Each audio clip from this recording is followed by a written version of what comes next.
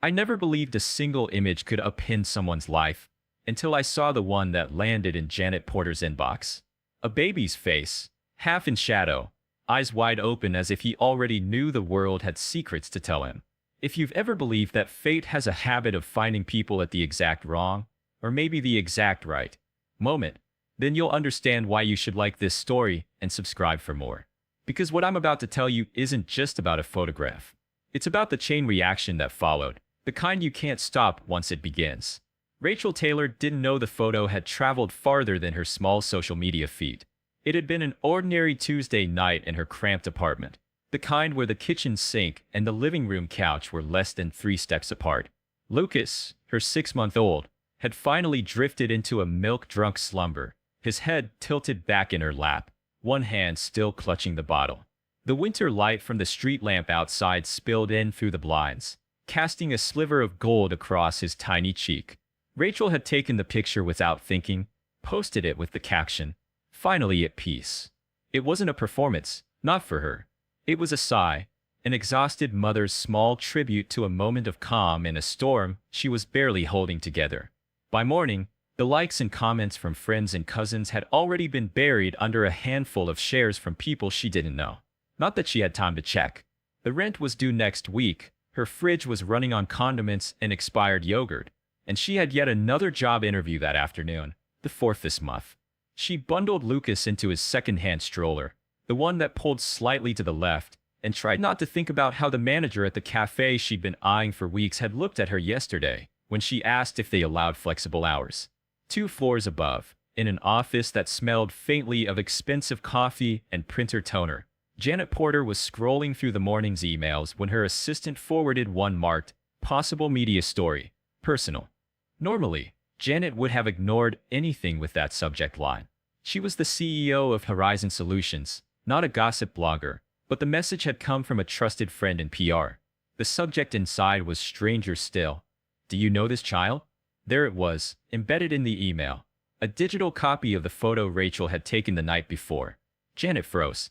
Not because she recognized the woman, she didn't, but the child, those eyes. She'd seen them before, in a very different context, on a face that had smiled at her with both charm and lies. They were her brother Thomas's eyes. Janet leaned back in her chair, the leather creaking, and stared at the photo again. It could be coincidence. Babies shared features all the time, but the shape of the mouth, the slope of the brows, it was uncanny. Her assistant, a sharp-eyed woman named Carla, knocked and stepped in without waiting. "You've been staring at that baby for 5 minutes. What's the story?" "I'm not sure yet," Janet said. "But find me the original source of this image. I want to know where it came from and who posted it." By the time Rachel was wedged into a corner seat on the Boston-bound train later that afternoon, Lucas fussing on her lap, the photo had made its way to Janet's private phone. Horizon's in-house data team, used to chasing down leaks and cyber intrusions, had tracked the image's origin to a modest social account belonging to Rachel Taylor. The account was locked, but they'd pulled enough public posts to piece together fragments of her life. A baby, no mention of a partner, and a location not far from Boston's South End. Janet didn't normally make things personal, but this was different. She knew what Thomas had done to women. She knew what he had left in his wake. The train rattled through the Massachusetts countryside, frost clinging to the bare branches that whipped past the window. Rachel rocked Lucas gently, whispering in that tired, automatic tone mothers develop when they've run out of energy, but not love. Her phone buzzed in her pocket. An unknown number. She almost ignored it, but something made her check. The message was short, strange. "I'm sitting behind you. Is there anything I can do to help?" Rachel's stomach tightened. She turned, scanning the rows until her eyes caught a woman in a charcoal suit 3 seats back. The woman gave a small, uncertain smile. Rachel turned back, pulse quickening. Another text arrived seconds later. "I'm sorry if that seemed intrusive. My name is Janet Porter. I head Horizon Solutions. The conductor mentioned you were having a hard day. Thought I might offer a coffee, no strings." The name rang a bell.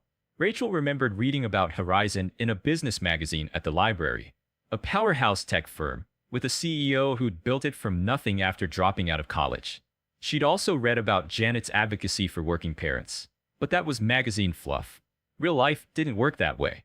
Rachel's thumbs hovered over the keyboard before she typed back, I can buy my own coffee. Minutes later, Rachel found herself in the dining car, Lucas squirming on her lap as Janet slid into the seat across from her. Up close, the CEO looked ordinary. Tired eyes, hair pulled back in a ponytail, but a suit that whispered money. Janet started with small talk, easing into questions about Lucas, about Rachel's day. But her gaze kept drifting to the baby's face, as if she were trying to read a secret there. Over coffee and a shared plate of crackers, Rachel let slip pieces of her story. Her ex leaving while she was pregnant, the struggle to finish her degree online, the impossible loop of needing a job to afford childcare and needing childcare to get a job. Janet listened, but she also studied her, like she was gathering data for something she hadn't yet revealed. Then Janet asked what Rachel's degree was in. Marketing and data analytics, Rachel said, adjusting Lucas's blanket. Janet's eyebrows lifted. Would you mind looking at something? She passed over her phone. Screen opened to a spreadsheet dense with numbers. Within minutes, Rachel spotted the problem. Horizon was wasting most of its ad budget during low conversion hours. Janet's eyes lit up. 3 of my analysts missed that, she said. The train was 30 minutes from Boston when Janet leaned back and said, would you be open to discussing an opportunity at Horizon? Rachel laughed without humor. I can't afford childcare, and I can't work 9 to 5. We have an on-site childcare center, Janet replied, almost too quickly, and remote work options. Rachel hesitated. Opportunities like that didn't just drop into your lap from strangers on trains. But something in Janet's expression, a mix of recognition and resolve, made her wonder if this was more than chance. She didn't know yet that the photo of Lucas had already unraveled threads in Janet's mind, pulling her back toward a past she'd tried to bury. She didn't know that the woman across from her wasn't just offering a job. She was offering a key to a locked door, one that, once opened, would change everything. The next morning, Boston's air had a crisp bite as Rachel stood outside Horizon Solutions' gleaming headquarters. Lucas nestled in his carrier. She was early but still felt late. The night before, she'd Googled Janet Porter, self-made CEO, advocate for working parents, media darling. Too perfect. In Rachel's experience, perfect always came with strings. Inside, the security guard greeted her by name and handed her a visitor badge. The elevator opened to a sunlit floor buzzing with quiet purpose. Janet appeared in a tailored navy suit.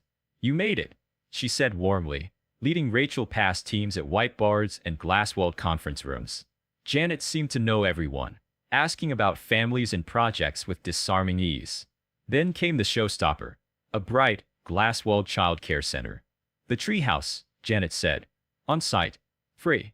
Certified educators. For a moment, Rachel couldn't hide her emotion. In Janet's modest office, Rachel hesitated but handed Lucas to the infant room supervisor.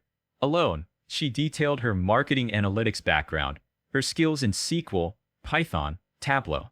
Janet listened intently, then said, we have an opening, flexible hours, remote days, full benefits, $85,000 starting. Rachel's breath caught. Why me? Because you're good, Janet replied. And your insight on the train could save us hundreds of thousands. But Rachel pressed. This feels too perfect. Janet sighed. I recognized your name. You applied here 6 months ago, top candidate. We couldn't reach you. Rachel remembered. Phoenix, chaos, missed messages. So the train wasn't random. 3 weeks later, she was part of Horizon. Lucas thrived in the treehouse. Her first project boosted conversions by 22%, earning public praise from Janet. Rare, according to her team lead. Still, unease lingered. Sometimes, she caught Janet watching her with an unreadable intensity. One late night, Rachel clicked through old gala photos and froze. There, 5 years ago, Janet stood beside a man Rachel knew all too well, Thomas Mercer. Lucas's father. The pieces shifted into place. Janet hadn't just known her name. She'd known her life. Shutting down her computer, Rachel went to get Lucas, but Janet appeared. Working late, Rachel forced a smile. Just finishing the European market analysis. Then, before she could second-guess herself, how well did you know Thomas Mercer? For a heartbeat, Janet just looked at her. Then she closed the office door. Thomas Mercer is my half-brother, she said, voice even. Same father, different mothers. The words hit like a physical jolt. You knew who I was on the train, Rachel said. Yes, Janet admitted. I recognized you from photos Thomas showed me. And I knew Lucas was my nephew. Rachel's pulse thudded in her ears. So this job, was it charity? Guilt? No, Janet said firmly. Thomas doesn't know you're here. He doesn't know I've met you. I hired you because you're qualified. But yes, I felt a responsibility because of his choices. Janet went on to explain how Thomas had been forced out of Horizon after multiple complaints from female employees. When I confronted him, he mentioned ending things with a pregnant girlfriend. He didn't even say your name. The casual cruelty of it burned. Rachel wanted to walk out, but she also knew she had found work she loved, stability for Lucas, and a team that respected her. Leaving would mean letting Thomas's shadow dictate her life again. That night, Rachel thought about it until the city outside her window faded into dawn. By morning, she had her answer. She met Janet in her office with a slim folder. This is my proposal for expanding Horizon's parental support initiatives, she said. I'll stay, on 3 conditions. Full transparency from now on. I lead this project. And Lucas knows his cousin. Janet studied her, then smiled faintly. Agreed. Months later, snow fell gently over Boston as Rachel stood on Horizon's rooftop terrace during the holiday party. The parental support program she'd spearheaded had boosted employee retention and morale beyond projections. Nearby, Lucas and his cousin Maya were painting each other's faces, roaring with laughter. Janet joined her at the railing, handing over a mug of hot chocolate. Thomas has been asking about Lucas, she said quietly. Rachel nodded. I'll decide when and how he's part of Lucas's life. But on my terms. Janet lifted her mug. To new beginnings.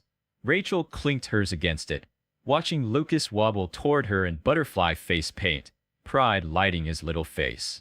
Whatever the past had been, she knew this much. She and her son had a future no one could take from them, built not on secrets, but on the choices she made herself.